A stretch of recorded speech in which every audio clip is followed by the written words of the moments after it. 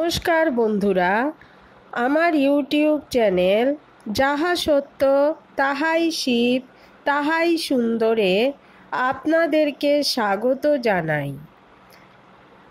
আপনারা যারা শুদ্ধ বাংলা ভাষায় গদ্যের আকারে রামায়ণ পাঠ শুনতে ইচ্ছুক তারা অবশ্যই সাবস্ক্রাইব করে নেবেন আমার ইউটিউব চ্যানেল যাহা সত্য তাহাই শিব তাহাই সুন্দর। এবং আমাকে উৎসাহিত করার জন্য আমার এই রামায়ণ পাঠ আপনাদের কেমন লাগছে তা কমেন্ট বক্সে কমেন্ট করে অবশ্যই জানাবেন। আজকে আমি আপনাদের জন্য নিয়ে এসেছি রামায়ণের আদিকাণ্ড থেকে ঋষ্যশৃঙ্গ বিবরণ কীর্তন। সেই কথা শ্রবণ করিয়া সুমন্ত্র সারথি নির্জনে নৃপতি দশরথকে বলিলেন, ঋত্বিকগণ, আপনার পুত্রপ্রাপ্তির এই যে উপায় স্থির করিয়াছেন, আমি পৌরাণিক ইতিহাসে তাহার কিঞ্চিত বিশেষ শ্রবণ করিয়াছি। আমি যে ইতিহাস শ্রবণ করিয়াছি তাহা বলিতেছি। মহারাজ, পূর্বে ভগবান সনৎকুমার ঋষিদিগের নিকটে আপনার পুত্রপ্রাপ্তি বিষয়ে এই কথা বলিয়াছিলেন। কাশ্যপ ঋষির বিভাণ্ডক নামে এক পুত্র আছেন, তাহার ঋষ্যশৃঙ্গ নামে এক পুত্র হইবে। তিনি বনেতেই জনক কর্তৃক পালিত ও বর্ধিত হইবেন। সেই সদা বনচর বিপ্রেন্দ্র মহাত্মা ঋষ্যশৃঙ্গ মুনি অনবরত পিতৃসঙ্গে থাকিয়া মুখ্য ও গৌণ দ্বিবিধ ব্রহ্মচর্যই অনুষ্ঠান করিবেন, অন্য কিছুই জানিবেন না। রাজন, তাহার এই চরিত্র ব্রাহ্মণগণ কর্তৃক সর্বদা কথিত এবং সমস্ত লোকে প্রসিদ্ধ হইবে। তিনি এইরূপে অবস্থিতি করিয়া অগ্নি ও যশস্বী পিতাকে সেবা করত কাল অতিবাহিত করিবেন। সেই সময়ে অঙ্গদেশে প্রতাপশালী সুবিখ্যাত মহাবল রোমপাদ নামক এক রাজা হইবেন।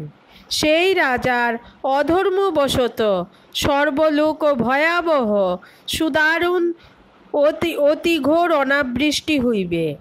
অনাবৃষ্টি হইলে রাজা দুঃখিত হইয়া বেদাধ্যয়ন সংবৃদ্ধ ব্রাহ্মণদিগকে আনয়নপূর্বক বলিবেন, আপনারা লোক ব্যবহার সকল বিদিত আছেন, সুতরাং যে জন্য অনাবৃষ্টি হইয়াছে তাহাও অবশ্যই জ্ঞাত আছেন।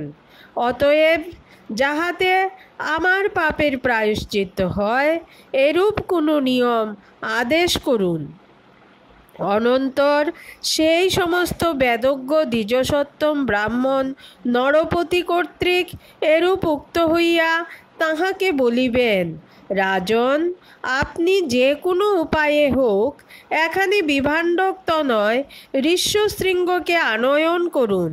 রাজন, আপনি বেদপারক ব্রাহ্মণ বিভাণ্ডক পুত্র ঋষ্যশৃঙ্গকে আনয়ন করিয়া সুসৎকারপূর্বক সুসমাহিত হইয়া যথাবিধি শান্তানাম্নী কন্যা তাহার হস্তে সমর্পণ করুন।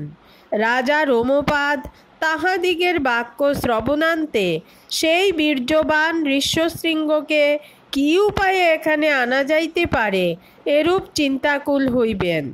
পরে সেই বিশুদ্ধাত্মা রাজা মন্ত্রীগণের সহিত স্থির করত পুরোহিত অমাত্যদিগকে সৎকার করিয়া ঋষ্যশৃঙ্গকে তাহার রাজধানীতে আনয়নার্থ নিয়োগ করিবেন।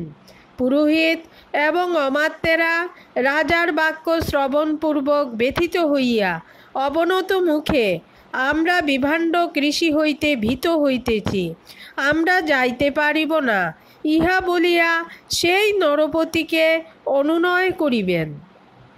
অনন্তর তাহারা সকলে চিন্তা করিয়া ঋষ্যশৃঙ্গকে আনয়নের সমুচিত উপায় সকল চিন্তা করত রোমপাদকে বলিবেন, আমরা ওই সকল উপায়ে মুনিবর ঋষ্যশৃঙ্গকে আনিতে সমর্থ হইব এবং ইহাতে কোনো দোষও হইবে না। তাহাদিগের পরামর্শানুসারে অঙ্গদেশাধিপতি রোমপাদ বেশ্যাগণ দ্বারা ঋষিপুত্র ঋষ্যশৃঙ্গকে আনয়ন করিবেন এবং ইন্দ্র নির্দেশে বৃষ্টি হইবে। রাজা ঋষ্যশৃঙ্গকে শান্তানাম্নী কন্যা সম্প্রদান করিবেন। রাজা দশরথের জামাতা সেই ঋষ্যশৃঙ্গ তাহার অনেক পুত্রবিধান করিবেন। আমি সনত কুমারের কথিত এই বিবরণ আপনাকে বলিলাম। অনন্তর রাজা দশরথ প্রবিষ্ট হইয়া সুমন্ত্রকে বলিলেন, যে উপায়ে ও যে প্রকারে মুনিবর ঋষ্যশৃঙ্গ রোমপাদ ভবনে আনিত হইয়াছেন তাহা বর্ণন করো।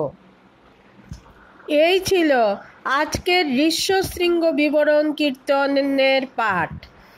সামনের দিন নিয়ে আসব, পরবর্তী দিন আপনাদের জন্য নিয়ে আসব ঋষ্যশৃঙ্গকে আনিবার জন্য দশরথের প্রতি সুমন্ত্রের উপদেশ। তাহলে আজকে এইখানেই রাখছি। জয় শ্রীরাম, জয় সীতারাম।